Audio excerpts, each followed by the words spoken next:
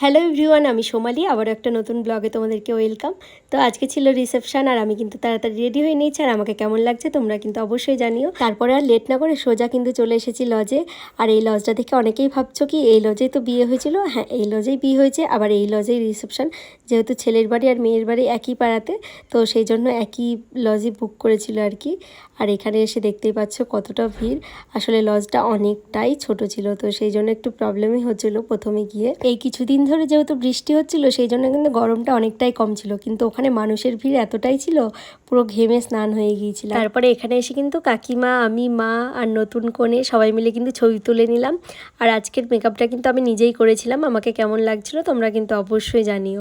সেদিন কিন্তু বাইরে কন্টিনিউ বৃষ্টি হচ্ছিল, তবুও কিন্তু ঘেমে পুরো অস্থির হয়ে যাচ্ছিলাম। তারপরে আমরা নিচে চলে গেলাম পকোড়া খাওয়ার জন্য। আর এখান থেকে খাওয়ার পরেই কিন্তু সোজা উপরে চলে এসেছিলাম খাবারের কাছে। এখানে কিছুক্ষণ ওয়েট করার পরে আমরা জায়গাও পেয়ে গেছিলাম, তো সেই জন্য আর ওয়েট না করে বসে পড়েছি। আর এই যে মেনু কার্ডটাও তোমাদের সাথে শেয়ার করে নিলাম।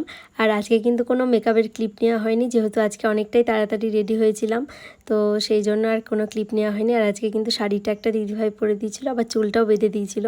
আর মাথায় ফুল দিতে কিন্তু আমি খুব পছন্দ করি। আগের দিন যেহেতু চুল ছেড়ে দিয়েছিলাম, তো সেই জন্যই কিন্তু ইচ্ছে ছিল আজকে মাথায় ফুল দেবো, তো সেই জন্যই আরও ফুল দিয়েছিলাম।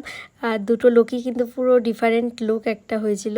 তো আজকের লুকটা ভালো লাগছিল না সেদিনকার লুকটা ভালো লাগছিল, তোমরা কিন্তু অবশ্যই জানিও। আর তোমরা যারা যারা আগের ব্লগটা দেখোনি তাড়াতাড়ি আমার পেজে গিয়ে অবশ্যই কিন্তু আগের ব্লগটা দেখে এসো।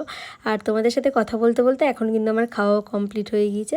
তারপরে আইসক্রিমটা নিয়ে বসেছি। আর এই গরমের মধ্যে আইসক্রিম খেতে কার না ভালো লাগে বলো। আর এই আইসক্রিম খেয়ে খেয়েই তো গলাটা পুরো বসিয়ে ফেলেছি, কারণ এখন আমার প্রচণ্ড ঠান্ডা লেগেছে। তোমরা হয়তো বুঝতেই পারছো কথাটা শুনে। তারপর কিছুক্ষণ ওয়েট করার পর এখন কিন্তু আমরা বাড়ি চলে যাব। আর আজকের ব্লগটা তোমাদের কেমন লাগলো তোমরা অবশ্যই জানিও। ভালো লাগলে একটা লাইক করে দিও। চলো টাটা।